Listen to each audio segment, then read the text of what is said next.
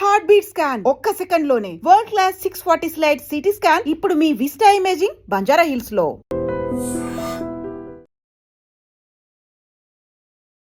నమస్తే, welcome to I dream. నేను మీ anchor Pratyusha. India wise జనాభా లెక్కల ప్రకారం చూసుకుంటే వయసుతో సంబంధం లేకుండా ప్రతి ముగ్గురులో ఒకరు డయాబెటీస్తో ఇబ్బంది పడుతున్నారు. పిల్లల విషయంలో చూసుకుంటే ప్రతి 100 మందిలో 10 మంది పిల్లలు ప్రీ డయాబెటీస్తో ఇబ్బంది పడుతున్నారు. ఎన్ని కాస్ట్లీ ట్రీట్మెంట్ తీసుకుంటున్నా, ఎంత మెడిసిన్ యూజ్ చేస్తున్నా సరే ఈ సంఖ్య పెరగడమే కానీ తగ్గడం అనేది చూడడం లేదు. మరి దీనికి ఏమైనా ఆయుర్వేదంలో సొల్యూషన్ ఉందా అని చూస్తే ఈరోజు మనతో పాటు ఆయుర్వేద విధానంలో 35 సంవత్సరాల అపార అనుభవం కలిగి వంటింటి చిట్కాలకు కేర్ ఆఫ్ అడ్రస్ అయిన చిట్టిబొట్ల మధుసూదన్ శర్మ గారు మనతో పాటు ఉన్నారు. సో సార్తో మాట్లాడదాం, దీనికి ఏమైనా సొల్యూషన్ ఉందేమో తెలుసుకుందాం.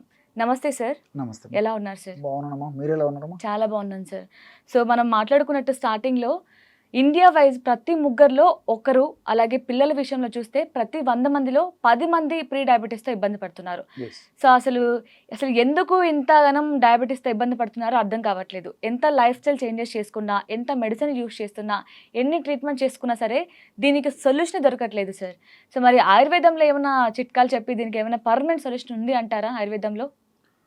సో నిజంగా మీరు ఇప్పుడు ప్రస్తావించినట్లు ఈ యొక్క విషయాలు తెలుస్తుంటే చాలా బాధాకరంగా అనిపిస్తుందమ్మా. చాలా శోచనీయమైనటువంటి విషయం. ప్రపంచంలోనే మన దేశము ఆల్మోస్ట్ అగ్రస్థానంలోకి వచ్చేసింది. షుగర్ వ్యాధి గ్రస్తులు కానివ్వండి, ప్రీ డయాబెటిక్ పరిస్థితులు కానీ. సో 100 మందిలో మరి 10 మంది, ముఖ్యంగా పిల్లల విషయం గమనించినప్పుడు ప్రీ డయాబెటిక్ స్టేజ్లో అంటే ఆల్మోస్ట్ వీళ్ళందరూ కూడా డయాబెటిక్ స్టేజ్లోకి వెళ్ళిపోతారు అతి త్వరలోనే.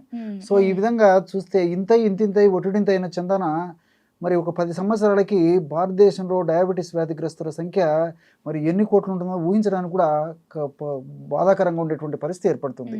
దీనికి 1,000,000 కారణాలు. మానసిక ఒత్తిడి కారణం కావచ్చు, వాతావరణ కాలుష్యం కావచ్చు, మన ఆహార విధి విధానాలు కారణం కావచ్చు, అట్లే తర్వాత జీవన శైలిలో ఇతర మార్పులు కారణం కావచ్చు. సో కారణాలు ఏదేమైనప్పటికీ మరి డయాబెటీస్ వ్యాధిగ్రస్తులు పెరిగిపోతున్నారు, ప్రీ డయాబెటిక్స్ వాళ్ళు కూడా విపరీతంగా పెరిగిపోతున్నారు. కాబట్టి ఇంతకుముందే మీరు ప్రస్తావించినట్లు మరి డయాబెటీస్ వ్యాధిగ్రస్తులుగా ఉండి వాళ్ళు రకరకాల ఔషధాలు వాడినప్పటికీ ఒక పట్టాన ఆధునిక కృత్రిమ రసాయన ఔషధాలు వైద్యులు వివిధ రకాల ప్రయత్నాలు చేస్తున్నప్పటికీ అనేక రకాల కారణాల చేత ఒక పట్టాన షుగర్ నార్మల్కు రావడం లేదు. సో తప్పని పరిస్థితుల్లో వైద్యులు కూడా మరి ఆ యొక్క ఔషధాలు పెంచడం కానీ, డోసు, లేకపోతే కొత్త ఔషధాలు యాడ్ చేయడం కానీ ఇలాంటివి చేస్తున్నారు. కొత్త పరిశోధనలు జరుగుతున్నాయి. ఇంతేకాకుండా వీటికి తోడు మరి తప్పని పరిస్థితుల్లో ఇన్సులిన్ ఇంజెక్షన్ కూడా ఇవ్వాల్సినటువంటి పరిస్థితి ఏర్పడుతుంది. ఈవెన్ కొంతమందిలో ఇన్ని రకాల ప్రయత్నాలు చేసినప్పటికీ షుగర్ నార్మల్కి వచ్చేటువంటి పరిస్థితి లేదు. అదేవిధంగా ప్రీ డయాబెటిక్ పరిస్థితి గమనించినట్లయితే మరి ప్రీ డయాబెటిక్ కండిషన్స్లో సర్వసాధారణంగా వైద్యులు కూడా ఏం చేస్తారంటే జీవన విధానాలు మార్చుకోమని చెప్తుంటారు. అదేవిధంగా మరి ప్రోటీన్ ఫుడ్ బాగా తీసుకోండి, తర్వాత కార్బోహైడ్రేట్ ఫుడ్ తగ్గించండి, జంక్ ఫుడ్స్ ఇలాంటివి తగ్గించుకోండి, ఎక్సర్సైజ్ చేయండి అని చెప్పి చెప్తుంటారు. సో దీనివల్ల ఏమంటే కొన్నాళ్ల పాటన్నా పోస్ట్ పోన్ చేయొచ్చు అని చెప్పేసి. కానీ కొంతమంది మాత్రము కొన్ని పరిశోధనల ద్వారా తెలిసింది ఏంటంటే ఈ ప్రీ డయాబెటిక్ స్టేజ్ ఉన్నటువంటి వాళ్ళు కూడా ఔషధం వాడుకోవడం మంచిదని చెప్పేసి కొన్ని పరిశోధనలు. ఏది ఏమైనప్పటికీ మరి షుగర్ వ్యాధికి సంబంధించినటువంటి సమస్య ఇలాంటిది ఉన్నప్పుడు మాత్రం ఇప్పుడు మనం చెప్పుకోబోయేటువంటి ఔషధం చాలా అద్భుతంగా పనిచేస్తుంది. అంటే వైద్యులు సూచించిన పద్ధతిలో నియమాలు పాటిస్తూ అవసరాన్ని బట్టి ఔషధాలు వాడుకుంటూ వాళ్ళు చెప్పినటువంటి పద్ధతిలో ఆహార నియమాలు ఔషధాలు వాడుతూ ఇప్పుడు మనం చెప్పుకోబోయేటువంటి ఔషధం వాడుకోవడం వల్ల సమర్థవంతమైన ఫలితాలు కలుగుతాయి. క్వాలిటీ ఆఫ్ లైఫ్ కూడా చాలా చక్కగా ఉంటుంది అనమాట. కాబట్టి ఈ పదార్థాలు కూడా సో జనరల్గా మీరు నా నుంచి వంటింటివే ఎక్స్పెక్ట్ చేస్తారు. సో నేను వంటింటివే జనరల్గా చెప్తాను చూడండి, అంత ఈజీగా ఉండేవి అన్నీ మనకు తిరిగేవి. ఒక పదార్థం మాత్రం మనం షాప్లో తెచ్చుకోవాలి. మెంతులను వేయించేసేసి చూర్ణంలాగా తయారు చేసుకొని ఒక 50 గ్రాములు తీసుకోవాలి. అదేవిధంగా పసుపు కొమ్ములు దంచి తయారు చేసుకునేటువంటి చూర్ణం ఒక 50 గ్రాములు తీసుకోవాలి. మెంతుల చూర్ణం ఒక 50 గ్రాములు, పసుపు చూర్ణం ఒక 50 గ్రాములు. అదేవిధంగా నేరేడు విత్తనాలు, సర్వసాధారణంగా నేరేడు విత్తనాల పొడి మార్కెట్లో సంవత్సరం అంతా దొరుకుతుంది. లేకపోతే సీజన్లో నేరేడు పళ్ళను ఆ గుజ్జు తీసేసి కచ్చపచ్చ నలగొట్టేసి ఎండలో పెట్టేసేసి ఒక వారం రోజులు ఎండలో పెట్టినా ఎండిపోయేసేసి తర్వాత అవసరాన్ని బట్టి మనం చూర్ణం తయారు చేసుకుంటే సరిపోతుంది. అలా వీలు కానటువంటి వాళ్ళకి మనకు మార్కెట్లో కూడా నేరేడు విత్తనాల యొక్క చూర్ణం దొరుకుతుంది. సో ఎలా కావాలంటే అలా చేసుకోవచ్చు. ఆ చూర్ణం కూడా ఒక 50 గ్రాములు తీసుకోవాలి. ఈ 3 పదార్థాలు మనకు అందరికీ తెలిసినటువంటివి.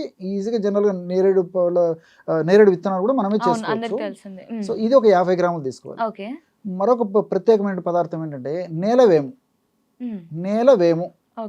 దాన్ని కిరాత తిక్త అని చెప్పి సంస్కృతంలో అంటారండి. కిరాతం అంటే విపరీతము, అతి అని చెప్పేసి, తిక్త అంటే చేదు. చేదులో కూడా మనం ఊహించని రీతిలో చేదు ఉంటుంది, ఓ ఓకే. చాలా చేదు ఉంటుందండి. మ్హూ. కానీ షుగర్ వ్యాధిలో చాలా అమోఘంగా పనిచేస్తుంది. ఓ సో నాలుక మీద పడినప్పుడు చేదు ఉంటుంది, కానీ లోపలికి వెళ్ళిన తర్వాత అది దాని యొక్క పని సమర్థత అంతా ఇంత కాదు. మ్. ఆ షుగర్ వ్యాధిగ్రస్తులకి షుగర్ వ్యాధి కంట్రోల్లో ఉంచేందుకు, షుగర్ వ్యాధి రాకుండా ఉండేందుకు మల్టిపుల్ బెనిఫిట్స్ ఈ నేలవేం వల్ల కలుగుతాయి. మ్హూ. ఈ నేలవేం పొడి మనకు మార్కెట్లో దొరుకుతుంది. Okay okay. కిరాత తిక్త చూర్ణము లేదా భూనింబ చూర్ణం అని చెప్పేసి కూడా చెప్తుంటారు. మ్. భూనింబ చూర్ణం అన్నా కిరాత తిక్త చూర్ణం అన్నా పేర్లు మాత్రం ఒకటే. మ్. దీన్ని నేలవేం అని చెప్పేసి తెలుగులో చెప్తుంటారు. మ్. ఆ యొక్క చూర్ణం మాత్రము ఒక 10 గ్రాములు మాత్రమే తీసుకోవాలి. మ్హూ. చేదు ఉంటుంది కాబట్టి ఇందులో కలిపేస్తే ఆ చేదు కూడా అంతగా అనిపించదు మ్. మిగతా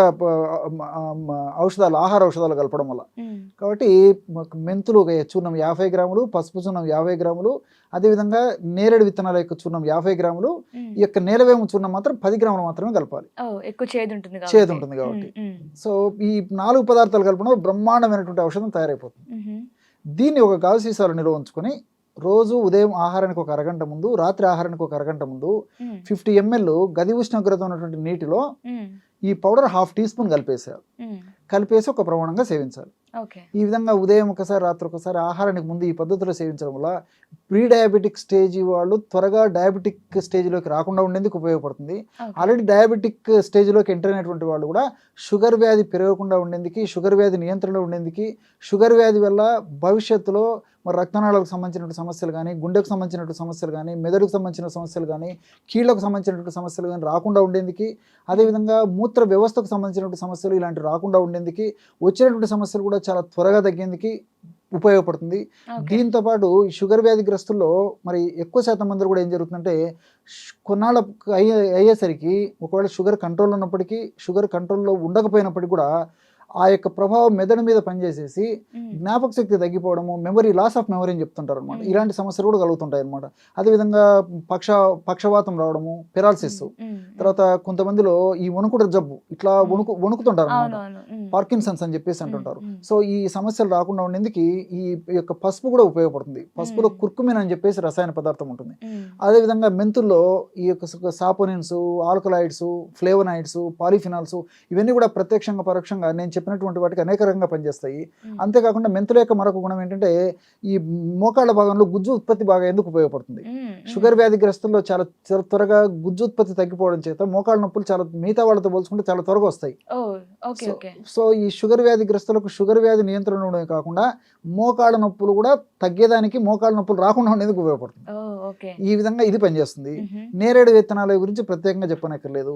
ఈ యొక్క మూత్రాన్ని ఎక్కువ సార్లు వచ్చేటువంటి పరిస్థితి తగ్గిస్తుంది. అదేవిధంగా నేరేడు విత్తనాలు మరొక ప్రయోజనం ఏంటంటే మనం తీసుకున్నటువంటి ఆహార పదార్థాల్లో ఉన్నటువంటి ఈ యొక్క కార్బోహైడ్రేట్స్ ఏవైతే ఉన్నాయో సర్వసాధారణంగా ఎక్కువ కార్బోహైడ్రేట్సే తీసుకుంటుంటాం.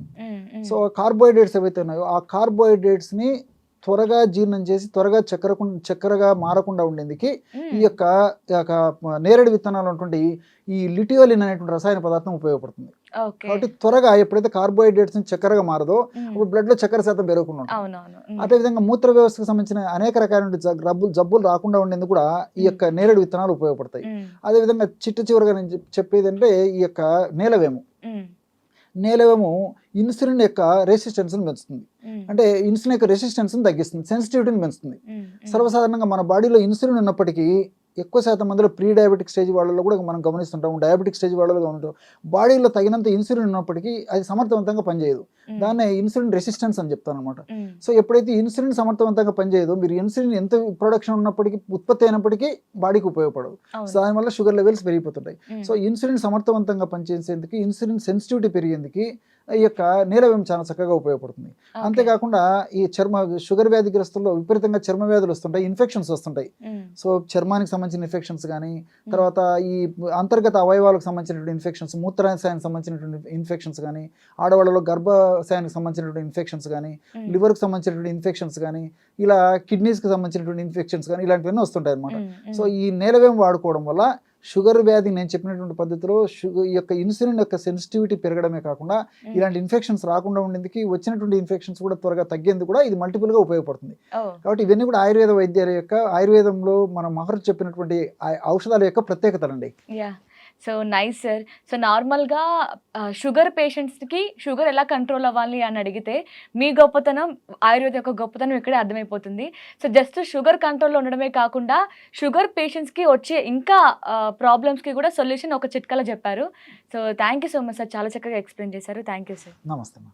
And for more videos, Please subscribe to iDream channel. Subscribe to iDream Media. Please subscribe to iDream. Please subscribe to iDream. Please subscribe iDream. And please subscribe to iDream. For more videos, subscribe to iDream. please like, share and subscribe to the channel. Congratulations, iDream.